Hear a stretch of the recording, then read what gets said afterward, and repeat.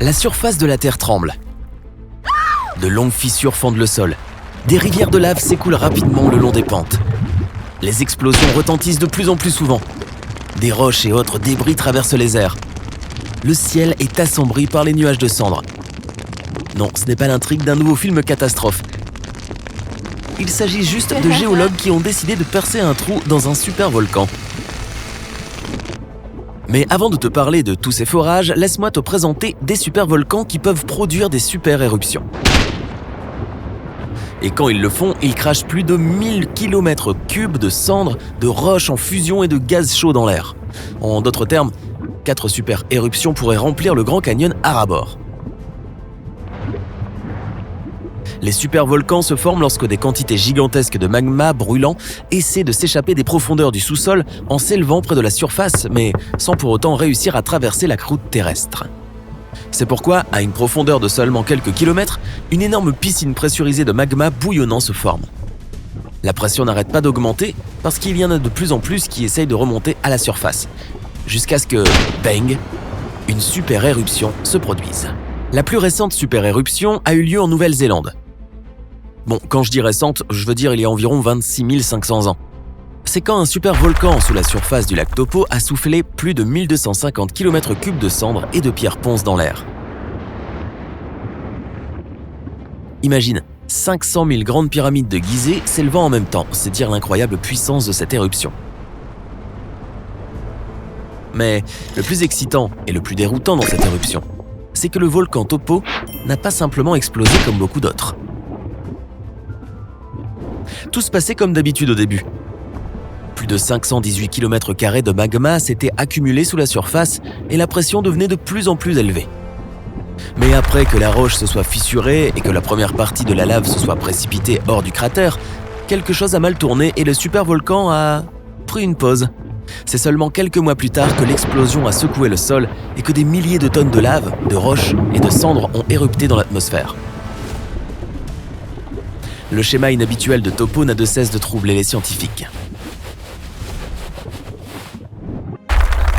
Mais l'ère des supervolcans n'est pas terminée. Le plus tristement célèbre de tous est probablement celui du parc national de Yellowstone. Ce géant est responsable d'au moins 3 éruptions gigantesques et de nombreuses plus petites. Si ce monstre entrait en éruption aussi puissamment qu'il y a 2,1 millions d'années, il cracherait plus de 2500 km3 de matière brûlante. Tu pourras peut-être l'imaginer plus clairement si je te dis que ce volume correspond à 65 millions de fois celui de la rotonde du Capitole à Washington DC. Ça fait beaucoup de politiciens. Quoi qu'il en soit, les scientifiques sont sûrs que Yellowstone ne présente aucun danger de nos jours. Pour qu'une éruption se produise, le magma à l'intérieur doit être fondu à au moins 50%. Dans le cas de Yellowstone, ce chiffre n'est que de 5 à 15%.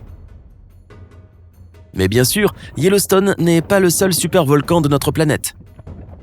Le Taupo de Nouvelle-Zélande que tu connais déjà, l'Era Caldera du Japon, la Long Valley de Californie, le Toba d'Indonésie, chacun d'entre eux peut un jour nous surprendre avec une super éruption.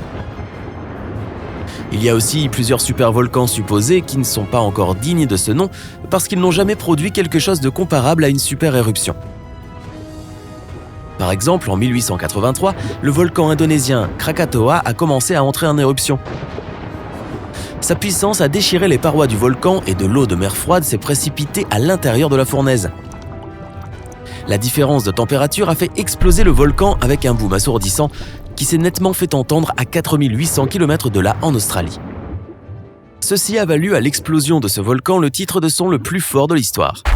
Mais même si les conséquences de l'éruption ont été vraiment désastreuses, elle n'était pas encore assez puissante pour être appelée une super éruption.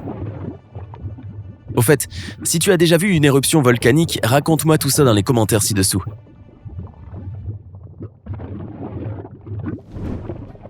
Quoi qu'il en soit, ce qui dévaste le plus les scientifiques, c'est le peu de connaissances qu'ils ont au sujet des supervolcans. Parce que ce ne sont pas seulement des montagnes de feu démesurées, non, ils sont bien plus compliqués que ça.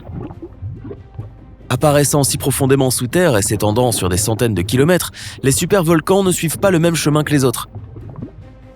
Les experts ne sont toujours pas sûrs des processus qui les déclenchent, d'autant que les super-éruptions ne se produisent, heureusement, pas plus que tous les 50 000 ans environ.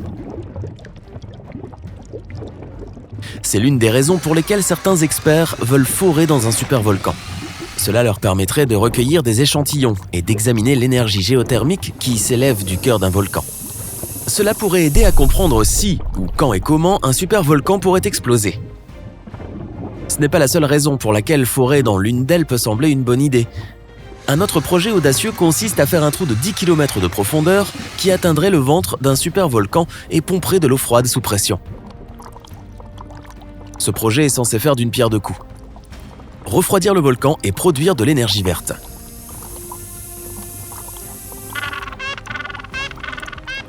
Vois par toi-même. Une fois l'eau revenue du trou de forage, sa température serait d'environ 350 degrés Celsius. Si une centrale géothermique était construite près de cet endroit, l'eau pourrait servir à produire des trombes d'énergie électrique. Tout le processus serait très simple, c'est pourquoi une telle énergie électrique ne coûterait que 10 cents par kilowattheure. De plus, grâce à cette technologie, les ingénieurs pourraient lentement mais sûrement extraire la chaleur du volcan, ce qui réduirait le risque de super-éruption. C'est bien beau, mais est-ce vraiment tout ?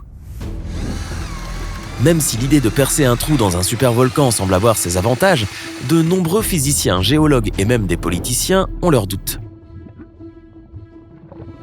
Disons que l'on ne fore pas trop profondément dans le volcan, juste assez pour pouvoir examiner certains matériaux. C'est censé être sûr, car il suffit de prélever des échantillons de roches sans pour autant toucher à l'intérieur de ce chaudron naturel contenant du magma. Mais on peut comparer cela au fait d'entrer dans une cage avec des lions endormis et essayer de voler leur nourriture. Je veux dire que tu peux t'en sortir avec un peu de chance. Ou alors, un des lions peut se réveiller. La même chose se passera avec un supervolcan.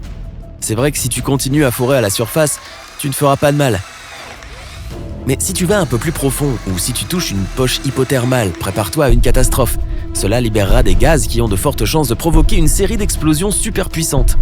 Dans le pire des cas, ça peut même déclencher une éruption volcanique à part entière. Et tu sais déjà quels peuvent être les résultats d'un tel événement. Des fontaines de lave et autres avalanches de roches en fusion au changement climatique partout sur le globe. Mais que se passerait-il si tu décidais de forer encore plus profondément pour tenter de refroidir le volcan ou de relâcher la pression à l'intérieur afin d'empêcher qu'il n'explose ? Ce serait encore plus risqué. Par exemple, tu fores encore et tu heurtes accidentellement une chambre magmatique.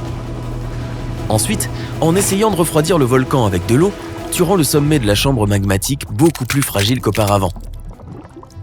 En résultat, toute la structure est prête à s'effondrer à tout moment. Ou bien ton forage peut entraîner la libération de gaz toxiques qui ont tendance à s'accumuler au sommet du réservoir de magma. Et au moment où tu laisses ces gaz s'échapper par erreur, tu ferais mieux de porter un masque respiratoire intégral.